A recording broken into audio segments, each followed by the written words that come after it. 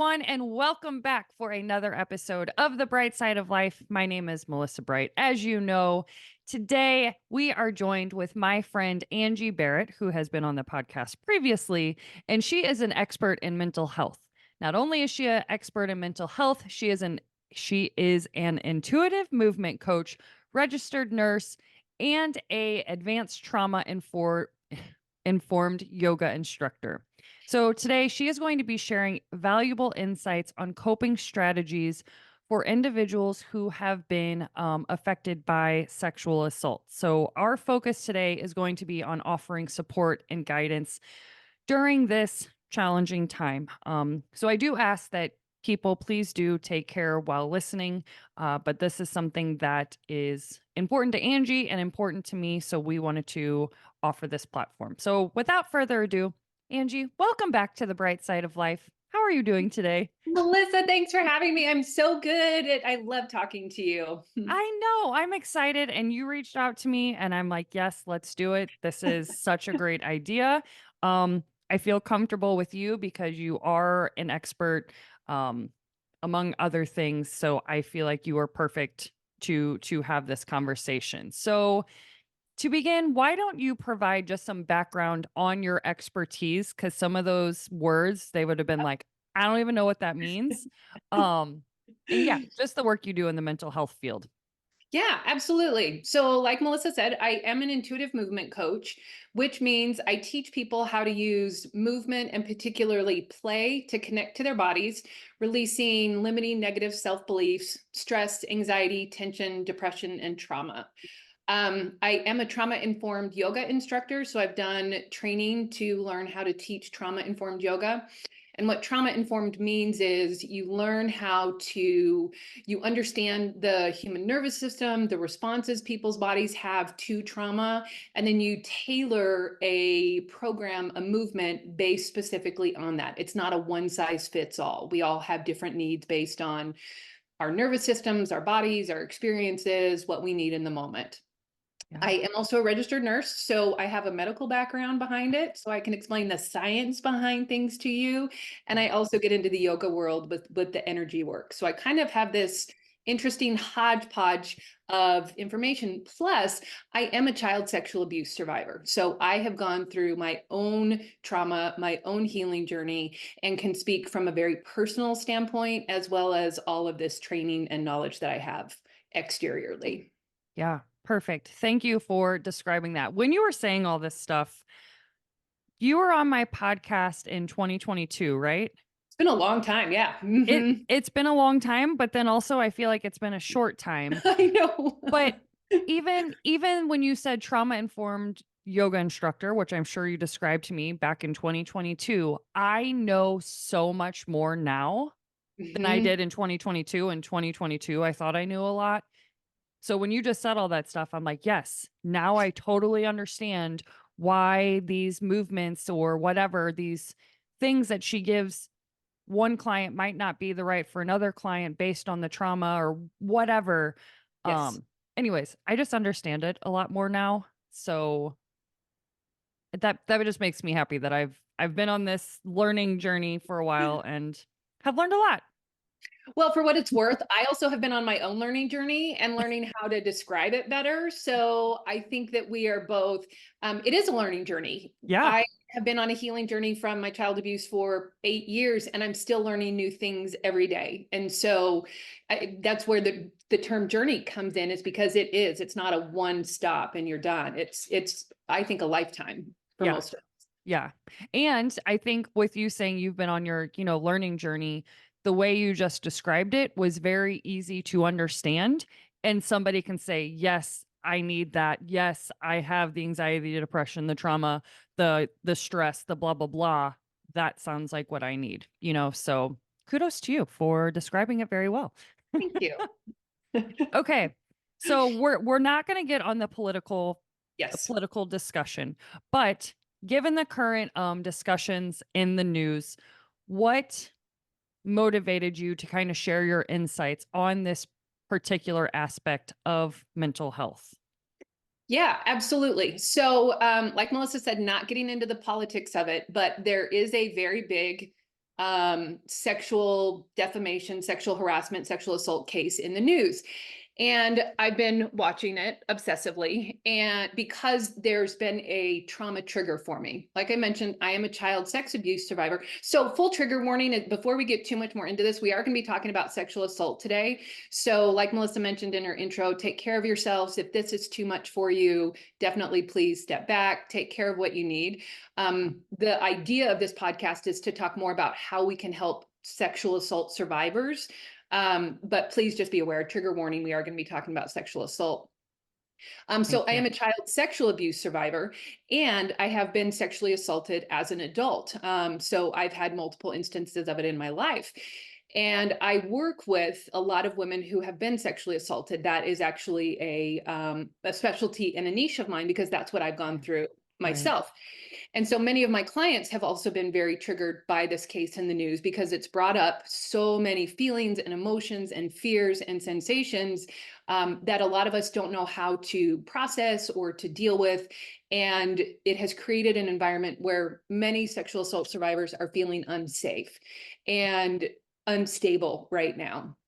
And it's brought up many of our big fears. And so I have done enough on my healing journey where I am able to speak out about it and to be a voice for people who don't have that safe space and haven't been able to be on their journey to the degree that I have and haven't had the opportunity. So I'm really passionate about creating a safe space for sexual assault survivors to process, to heal, and to speak up and to share their stories because it's not easy. It's challenging. It's very Yeah. challenging. Yes, absolutely. Now, I will say that am not a victim, but I have seen enough documentaries. I watch a lot of documentaries about this, and I mean, the fear around coming forward is just I cannot even imagine. So it does make me really happy that people like you know, step forward to help others because if they're not ready, you're kind of stepping up to kind of just give a voice and to also help. Like maybe they don't know what to do to necessarily Yes. take care of themselves. They, you know, don't understand that their nervous system is a wreck. They know their body feels weird or something's going on, but they don't know that there's actually like a reaction going on. Yes. So why don't we just kind of first start? There is a statistic that you actually told me about when you first messaged me. Can you share what that statistic is for people? Absolutely. So, one of the statistics that I found on the prevalence or how common sexual assault Mhm. is 42.6% of people have reported some form of sexual assault. Now, that was a number that the FBI gave as of 2018, and that number is grossly underreported. So Yeah. the that number doesn't accurately reflect the percentage of people who have been sexually assaulted. Yeah. Now, it is women predominantly more than men, but sexual assault does happen to men as well. It's not exclusive to women. But because people are so afraid to report or fear and shame and emotions, and we'll get into that in a minute, but because of all of the things holding people back from reporting, that 42.6% is estimated to be grossly smaller than what that percentage is. So almost half the population, probably in reality, over half the population have experienced some form of sexual assault in their life. Yeah. And that's a crazy number. That number in itself is crazy. The fact that it's so probably very, very under like reported, that's even crazier. It is. So the statistics and the percentages are astronomical. Yeah. Nobody knows really to what degree it is Right. because people are so fearful of coming forward. And if you are someone who has been assaulted and is fearful of coming forward, please don't think I'm putting any shame Mm-mm. or I'm saying it is hard to come forward. Right. Absolutely, it's hard to come forward. Yeah, absolutely. So why don't we talk about that? Because Yeah. one of the questions I wanted to ask you is what are these feelings that come up around, you know, sexual assault survivors because they might be feeling guilty that they're even having these emotions without knowing like wow, this is actually a very very common feeling that you're feeling. Absolutely. So some of the common ones that I personally have felt, and that many of my clients and people I talk to about this report, are fear. Oftentimes, sexual assault survivors are threatened with harm to themselves, to harm to loved ones, fear of retaliation, fear of people not accepting them, people not believing them. That's a big one. Fear of not being believed. Yeah. Um, Shame. A lot of times, shame is a big one that I really struggled with. I Okay. felt shame. I felt dirty. I felt like I was responsible. Mm, So a sense of embarrassment, a sense of responsibility is something that oftentimes we feel. And mm, we hear that a lot in the media, or people will say, well, what were you wearing? Did you lead them on? Did you flirt with them? It doesn't matter. None nope. of that matters. Mm-mm. No means no, or, whatever degree it is. Right. So there's a lot of self-hate oftentimes that comes with it. I felt a Yeah. lot of self-hate. I blamed myself for what had happened to me, both as a child and as an adult, because like I said, I've experienced both. Yeah. Um, Humiliation, a fear of being weak, being seen as Mm. weak, feeling ourselves as weak. We should have done more. We should have fought back. Those are common things that I hear and that I myself experienced. Yeah. Okay. Thank you for sharing that. And another one that just something that I know from being a coach and also just being a child is the so much of what happens in a child's life, anything that we do, we being a child, we automatically think it's our fault. We don't have the literally in our brains, we do not have the capacity to say, oh, this was another person. Mom yelled at me because she's really, really stressed out at work, or dad just is drinking. Like, we don't know that. We literally think it is my fault. Everything that happens around me is a cause of what I'm doing. Yes. My Adam Lane Smith, who is an attachment theory expert, he literally gave the analogy of his daughter threw the remote across the room, and just by chance the TV like wound up coming on or something, and she directly was like, "Oh, that's me. I did that." Mhm. Um so kids are automatically going to think it's my fault because that's how their brain operates at that point in time. It also gives not only children, children sexual assault survivors, but even adult sexual survivors, it gives us a sense of control of something that's outside of our control. When Mm, someone violates us and takes away our right to choose, human instinct is to say, I need to have some sort of control in this situation. And if I yeah, blame myself, then I get to have this semblance of control. When in yeah, reality, that's actually heaping more blame, more trauma on us, because it's things that are outside of our control. And that is incredibly uncomfortable to us, yeah. to humans, not just sexual assault survivors. Right. In general, things that are out of our control, we like to have a sense of control. And so taking the blame is one such way that we, especially as sexual assault survivors, tend to do. Wow. That's something I didn't even consider. I mean, yes, the control thing, I got that one down. I understand that one. Right? But I never considered that taking the blame can be and in a way that's seen as, oh, I have a little bit of control. I have a little bit of so thank you for sharing that. Yeah. Let me look at my notes here just a little bit. Okay, so we've talked a little bit, of how survivors might be feeling and these statistics. Why don't we get into some of the things that they can do to support themselves? Um, why don't you give me an example of some ways that they can start supporting themselves? Absolutely. First thing I always say is step back. If you're getting triggered by something it's in the news, this is what I had to keep reminding myself: step back. Like, don't pay attention, don't go on social media. If it's something that's in the news that's triggering a past memory for you. Mm, One of the big suggestions I have for sexual assault survivors is find someone that you feel safe talking to. It doesn't have to be a therapist. It doesn't have to be the police. It doesn't have to be anybody in a position that is going to do something about it, but find someone that you feel safe talking to. Talking does a couple of things. One, the actual act of moving your jaw. I'm a movement coach, so I'm going to bring it Yep. back. But the actual physical act of moving your jaw or and of using your vocal cords is going to start to shift that stuck energy. Oftentimes, trauma survivors, and I'm focusing specifically on sexual assault, but this is true for any trauma survivor. We get kind of a lump in our throat. Think about any time that you've been really stressed or mad or angry, you kind of have this lump in your throat. Yes. Especially when you're upset with someone else or you've been hurt by someone else, we get this lump in our throat and it becomes really challenging to speak. Yeah. So the act of actually speaking and using your diaphragm, using your muscles to push your voice out, even if Right. it's a whisper, shifts that and starts to get rid of that lump in our throat. So not only that, but when you find someone safe who is going to believe you, once again, even if it's a friend, if it's coworker, someone that you feel safe with, that actual act of speaking is going to start to shift that hold that the trauma has on you.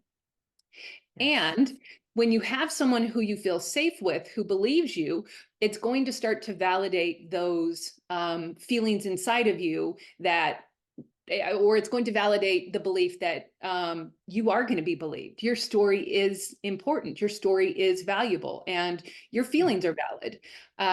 So I do recommend finding someone who's not going to tell you what to do or dismiss your feelings. Make sure that you choose someone that you can talk to who is a safe space, because having someone invalidate your feelings is going to create more harm. Yeah. But the actual act of speaking to someone is going to shift energy both from a movement perspective as well as from a mental perspective. Yeah. That's a big one in terms of, just having somebody safe to talk to. We all need that in life no matter what, for Yes. all the stuff we're going through. And definitely good suggestion. If you even sense at all that this person is just going to start questioning you, or there's any kind of invalidation, you have every right to just shut them down and just say, sorry, I don't want to have this conversation anymore. Like, if you've gathered that, you don't have to keep going, because some people don't know how to do this kind of stuff. They're just not taught, um not necessarily even on purpose. Some people just don't know how to be a safe space, unfortunately. So maybe you thought that it could be, maybe you thought this person could be, and then it turns out like, oh yeah, that really wasn't helpful. Um, that's okay too. You Yeah. can find somebody else. And if you don't have a human in your life that can do that, maybe find an animal. Yeah. Just once again, it's the physical act of that movement and of using your words. I have a dog, and as I Mhm. started on my healing journey with healing from my child abuse, I would speak to my dog. I would tell my dog things that I couldn't even tell my therapist because they Yeah. were so painful, so uncomfortable. And Yeah. talking to my dog and working through that by telling my dog, she's going to give me unconditional love, right? Yep. That's the best thing about having an animal friend. Yep. And talking to them, she didn't care what I was telling her. And then it made it much easier through my animal, through my dog, to start to actually be able to open up and share some of my memories and my experiences, even with my therapist, who is a safe person. Yeah. So once again, just know whatever you're experiencing, if you can't talk to a human yet, totally fine. Talk to an animal, talk to a pillow, a stuffed animal. Before I got my dog, I had a stuffed animal that I would talk to. Yep. Find something that you feel safe sharing your story with. And if it's not a human yet, it doesn't have to be a human yet. It can Yeah. be anything. Yeah. I love that you said that, because my dog, oh man, my dog has lots and lots of nights where I've talked to him and have said stuff to him, and he just goes to lick my face, and I'm like, okay, Yep. he heard me. I feel better. Exactly. So it doesn't have to be a human. And if you're not ready for that, totally fine. Accept that Yep. you're not ready for that. And that's great. That's totally great. Yep. Exactly. I love that kind of, just accepting where you are, and if you're not ready, you don't have to shame yourself that this stuff isn't going to be solved, overnight, and that's totally okay. Um Now, another thing you said beliefs, obviously. Beliefs are everything in terms of how we operate in our lives every day, and shifting those beliefs, is a big thing of the work that I do with my clients are these beliefs that I hold onto about whatever I hold on to, and then I take actions based on these beliefs. It seems as though this is the same case for Yes. sexual assault victims, survivors. They have this belief of, nobody's going to believe me, or all the beliefs you just said of the fear, I have a belief that, I feel shameful. Well, Yes. that you do feel that. So, um, the self-hate, all this stuff, I might be throwing you a curveball here, but I can handle it. Let's throw it how, at me. how can they start to maybe shift these beliefs? Like, what would be a common belief that, survivors are holding that might really have a huge grasp on their life and how they're operating in the world that could maybe help shift some of these beliefs? Great question. And one of the biggest underlying beliefs that I hear and that I myself experienced, I'm going to say negative self beliefs, Yes. is that I'm unlovable, I'm Yep. unworthy, I have no value. And oftentimes sexual assault is going to create that sense in women that I'm only good for someone to use sexually. I have no Yep. value other than my body. That's one that I Yep. really have Mm. struggled with. And when we experience trauma, and this is true for all types of trauma, not just sexual assault trauma, but when we experience trauma, our body is, or when we experience a traumatic event, let me put it Mm. that way, Yeah. our body is gearing us up to protect us. So it's creating energy, getting us ready to fight or flight as a protective mechanism, or Yep. even when we might go into freeze. But our body is producing hormones, chemical messengers, it's producing stuff gearing us up to think. And so think about, you're ready to fight or you're ready to run away.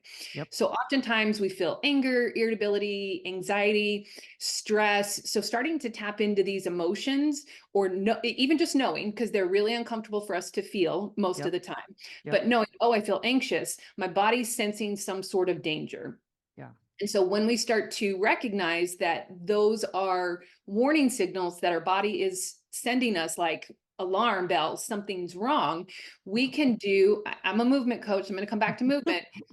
One of the best things that we can do for our nervous systems when we're in that state of heightened alarm are rhythmic and repetitive movements. They calm Yes. our nervous systems down. Yep. And so I always recommend, and this is one that I do myself on a regular basis, so I'm going to invite you to do this with me, is start with a side to side sway and just come side to side and Yep. start to notice what happens in your body. I'll go with you. Yeah. So if you're at home, you're doing this, just, you can do it seated, you can do it standing, just notice the side to side sway. Now I'm going to invite you to go front to back and start to notice what happens. Melissa, I don't know if you noticed, but your jaw just tightened and your shoulders went up a tiny bit. Oh, no. So we all have one direction, side to side, Wow. front to back, that feels more soothing to us. So now go the opposite direction. So for me, it's side to side. Melissa, I'm guessing Mine. for you, it's side to side. Yeah. Yeah. Uh-huh. But Yep. the front to back, so, or going the direction that feels uncomfortable, gives you information as well. That's Yeah. information, what it feels like when your body's uncomfortable, right? So Okay. going the front to back, my Yeah. shoulders start to tighten, my toes grip into the ground, my gut tenses up. And then when I go side to side, my body just becomes this kind of Wow. fluid, Yep. relaxing wave. Yep. And so even just that simple exploration of side to side versus front to back, some of my clients front to back feels more soothing. It reminds them of being rocked in a rocking chair as a Mm-hmm. baby. Side to Mm-hmm. side is more soothing for my system. So whatever direction feels more comfortable to you, it doesn't matter. It's Yeah. this rhythmic and repetitive. And so finding the way that feels more soothing to you and then just doing it feels really is one way to really calm your system down. And when you're not in super activated, triggered mode, then maybe try exploring the other direction, because that starts to give you information about what it feels like when you are going into that state of tension or discomfort or things like that. And so then you start to move into the soothing direction. Okay. I hate grocery shopping. Grocery shopping gives me anxiety. I hate it. And so standing in line at the grocery store, I'll do this side to side sway because Yeah. that is soothing to my system. I'll Yep. notice I've trained my body so much that I'll notice that I'm in the side to side sway before I even notice that I'm starting to feel anxious about something. And now I can peel back and say, oh, I'm starting, I'm in the side to side sway. Something must be Mm-hmm. going on because my body's already automatically going into this. So something simple, a simple movement. When you get overwhelmed, know which direction feels better to you, go into it, and then notice how the more you repeat it, that rhythmic and repetitive, your nervous system is going to settle down typically. Yeah. Oh my gosh. That's a good one. That's a good one. And it's like sometimes, obviously, people don't know about these movements and how beneficial they can be. But like you just said, it's literally my Aunt Celeste used to always rock left to right, like just standing and talking. And so that just like brings me such peace to like think about her doing it. So I feel like that's why I naturally go left to right.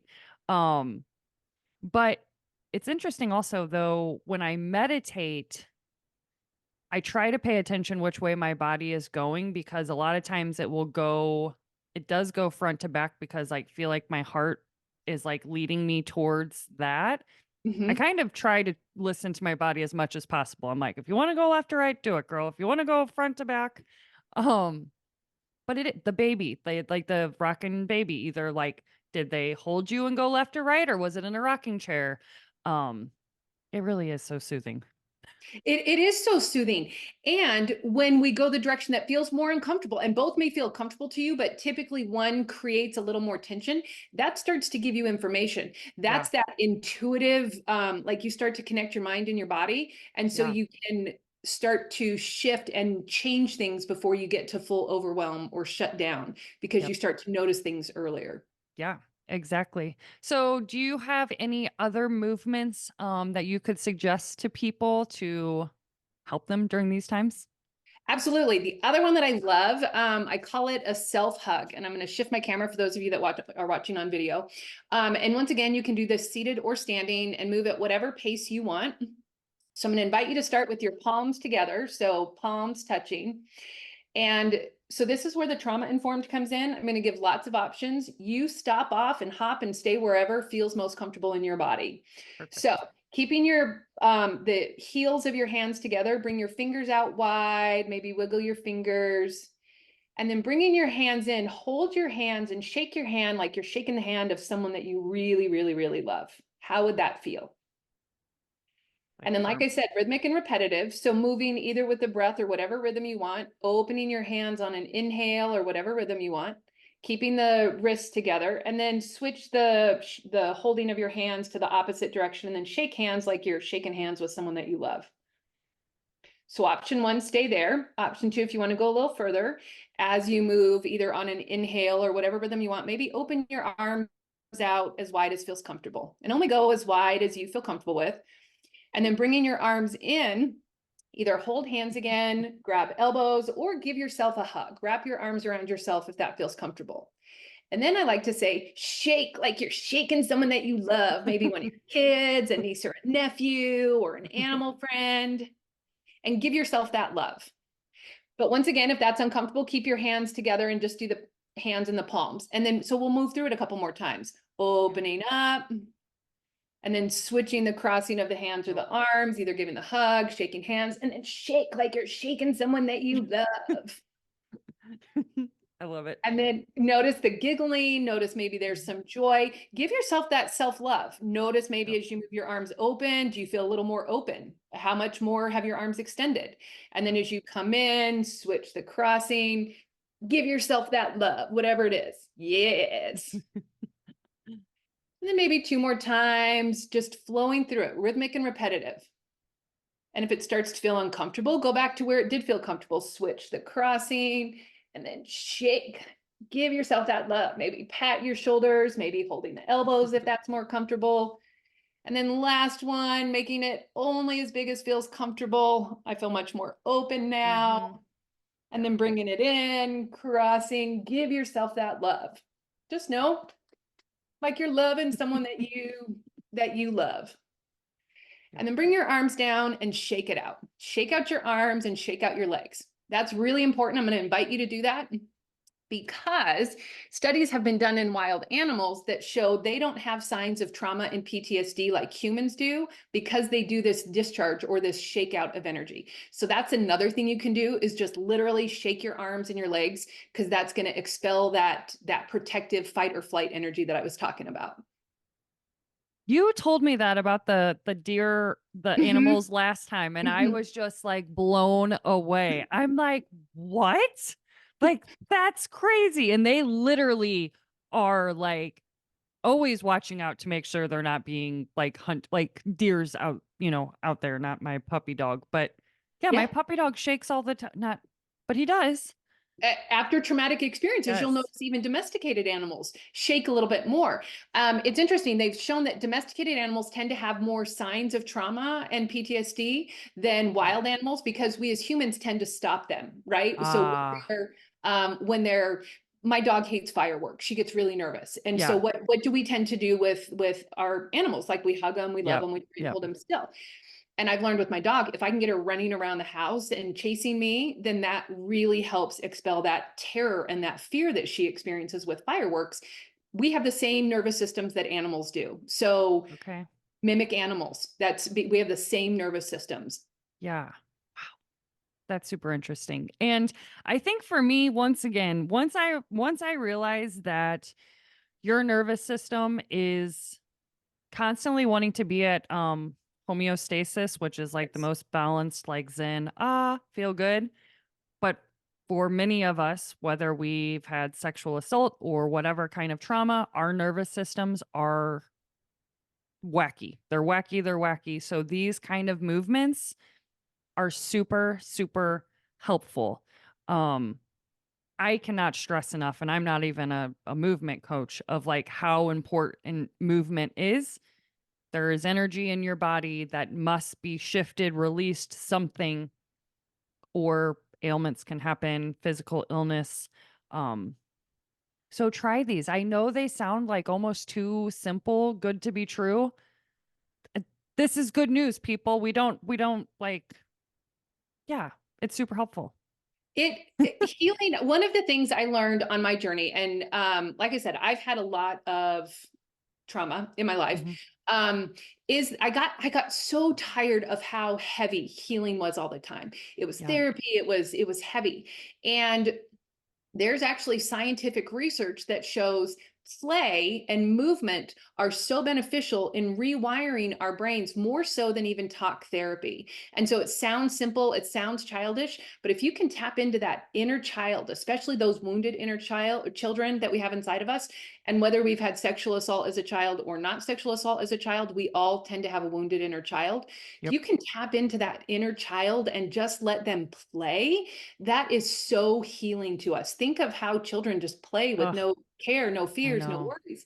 And we have the same wiring. Our bodies are built the same way as our child selves were. So when we can tap into that, that helps such a tremendous amount of healing. It Yep. sounds simple, and yet it can be more challenging even than sometimes talk therapy or some of the more painful Yeah, stuff because we expect that that's what it's supposed to be. exactly. It doesn't always have to be. Mm-mm. It does not. So thank you for bringing that up because some people just will avoid it just because of that. It's like, I do not want to go and talk about this stuff. Like, I I get it. Totally get it. So the play, like, here's your permission to go Yes. play and move your body and have fun. I mean, it is a requirement for me now to go and take my puppy dog on the walks because I need to move my body and I just feel so much better. Yep. So what do you say, Angie? Are there any last minute suggestions or tips or just a final message that you would like to leave with the listeners before we go? I would just like to say, I'm gonna reiterate this. Healing doesn't have to be heavy, and healing and trauma doesn't have to be a life sentence. We get to release that. We can have fun when we release that, and we get to live a life that meets our needs and not live a life where other people have put their traumas on us.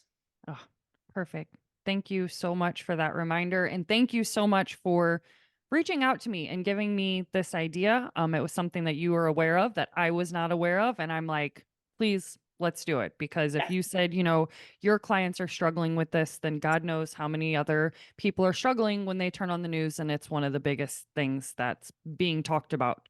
So, Yes. thank you so much for that. I still do this with every single one of my guests, Angie. Yes. Um, well, before I do that question, why don't you tell people if they want to work with you, why don't you tell people about where they can find your work at? Yeah. So the best way is my website, angieberrettmovement.com. I spell my last name Berrett. So I do spell it a little differently. So it's angieberrettmovement.com. And I do have a free less than 5 minute movement sequence on there for if you feel like you are about to lose your cool and flip your lid. There's a free less than 5 minute movement sequence that is amazing. I do it on a regular basis, by the way. But you can find me, my website, my social media, my phone number, my email. The best way is through my website. Perfect. And that also will be on the show notes here. So all you have to do is just go to this thing and her website will be there. So you can click there. Okay, now I can ask you Yeah. the question. So, Angie, in your own words, what does the bright side of life mean to you? It's different from the first time I was on. Oh, okay. Because I've healed, I've done a lot of stuff. The bright side of life to me means freedom from the burdens that other people have put on us, that we get to live in the light that we are and that we want to live. That is beautiful. That is so damn beautiful because my goal when I started my podcast, like bright side of life, I'm like, man, I want to be there. Like wherever the bright side of life is, I want to be there. But so much of my stuff was from people that I'm not blaming them, but yeah, I needed to go through some stuff and to understand like that wasn't my stuff to carry. And we can be free of that. We don't have to have that hanging on us our whole lives. So thank you for that wonderful reminder. You are welcome. Thank you so much for having me, Melissa. Absolutely. This was fun as always. Yes, it was. It was. Even with such a heavy topic. See, healing doesn't have to be heavy. You can have some fun even when dealing with painful things. Exactly. Exactly.